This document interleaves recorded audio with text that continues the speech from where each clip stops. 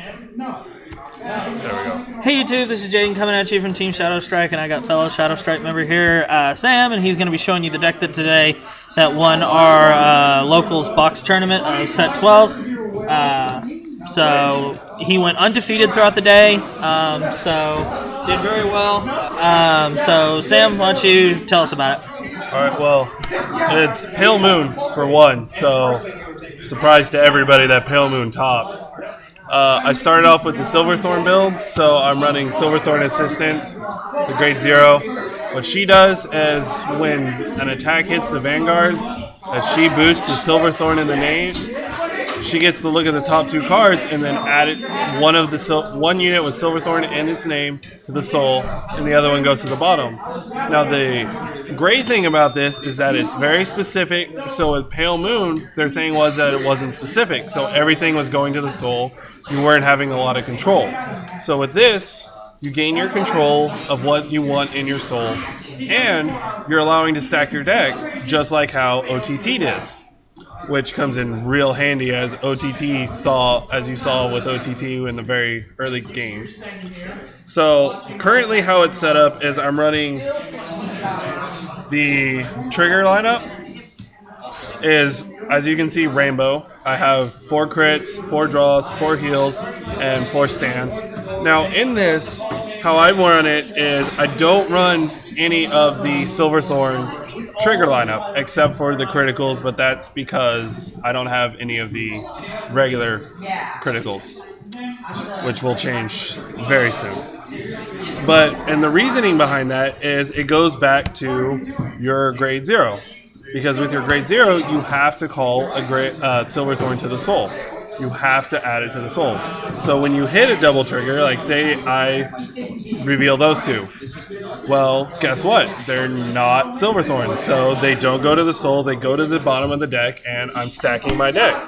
So now I know first turn, if that happens, if I can lull my team out to my opponent out to that far, I know I'm going to double trigger them, and nobody really expects that with this deck. That's a pretty cool idea. Yeah. I'll admit I didn't think of that, but that's a pretty cool idea, guys. And he was able to hit that stack a few times in the tournament today, and it really helped him out. Yeah. So that's my grade 0 lineup. Now on grade 1s, I'm only running 3 perfect guards. Now my reasoning behind this is yes, it's Pale Moon. I'm going to be adding a lot to the soul, but if I have more of them in my deck, more likely I'm going to see them, which is also a bad thing with, again, the grade 1 or the grade 0, because if I reveal 2 of those, guess what? One of them's going into the soul, and I cannot stop that. So I run Liz to lower my chances of seeing them on her effect and pretty much all around. But it helps me in the long run because then I can draw into them, I can drive check them, and in later games she becomes kind of invalid because people start to target her. They're like, get that out of the field, we don't want you to have a soul. So that's my reasoning for having only 3 perfect guards. Next is I run 3 Silverthorn Assistants Irana. Now her ability is when she's placed on the Vanguard and Rear Guard, I reveal the top 2 and add 1 Silverthorn to the soul. Now, so she's basically the same as the grade 0. She is the grade 1 form, obviously. And so another reason why I don't run the trigger lineup as Silverthorns, because she reveals, I hit 2 triggers, they're going to go to the bottom of the deck, and I'm perfectly fine. I don't really need a lot added to the soul.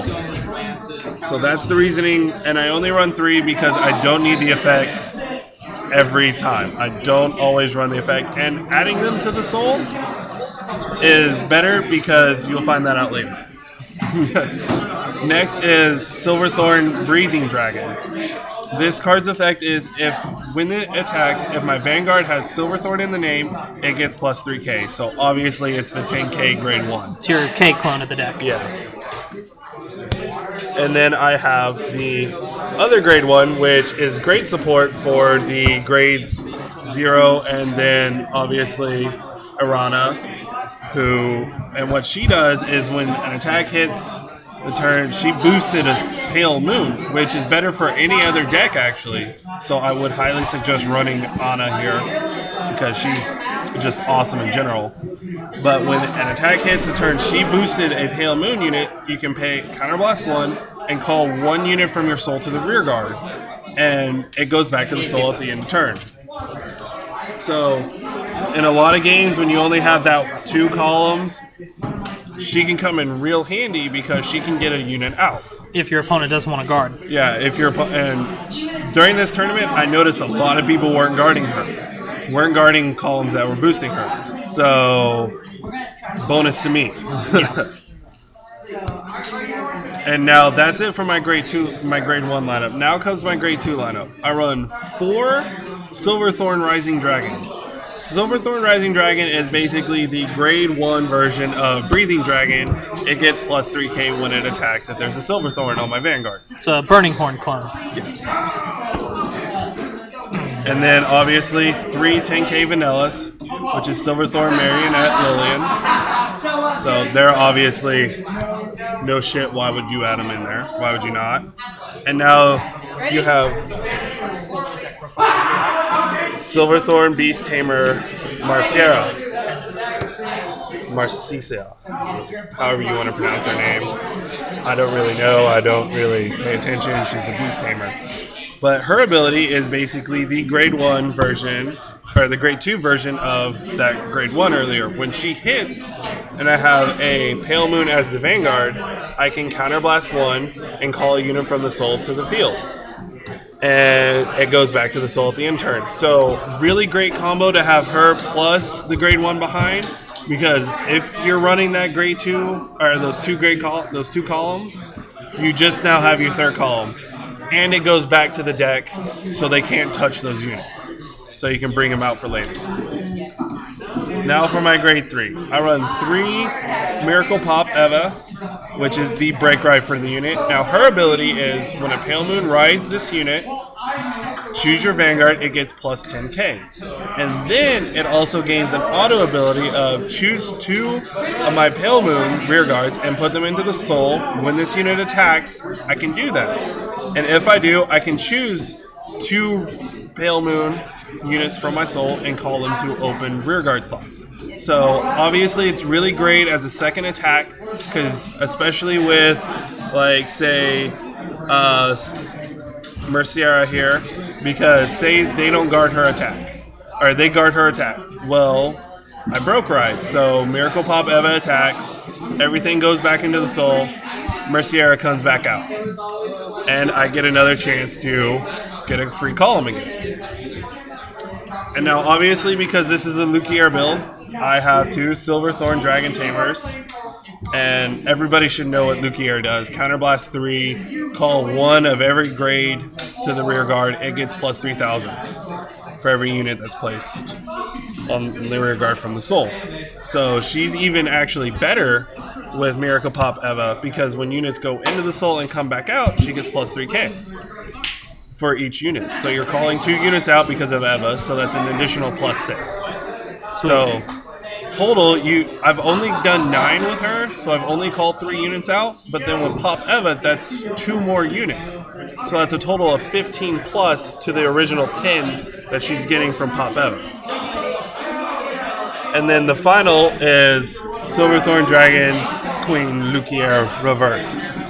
Now her ability, and I'm only running 3, don't see the point of running 4 of her, it really would just throw off the build for me. As you Counterblast 1, you choose 1 Pale Moon rear guard and retire it, and then you can call a Pale Moon. Lock it, sorry. It's lock, because it is reverse. And then you choose Pale Moon from your soul and call it to the field in a rear guard slot and give it plus 5,000. And then obviously if there's a Silverthorn Dragon Tamer, the Tamer version, the 10k boost, 10k unit, she gets plus 2k, so she's a 13k cross ride. And really, she comes in great handy because you can limit break the unit behind her, because she's 13k. She's never really not going to hit without your opponent having to throw down a guard. So she's really good. You can always just counter that. And every time I've really seen people guard her, they've always thrown perfects on her, because apparently they think she's really scary. Or the fact that they're about to die. Yeah, or the fact that they're about to die. And then you call that unit out from the soul, and it's plus 5,000. So that instantly gives you a stronger column in the rear. And if you broke ride with that, it gives you an extra column to attack with.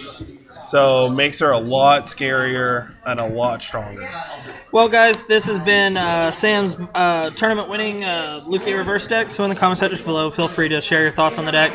If you have suggestions for him, I'm sure he'd be willing to at least hear what you have.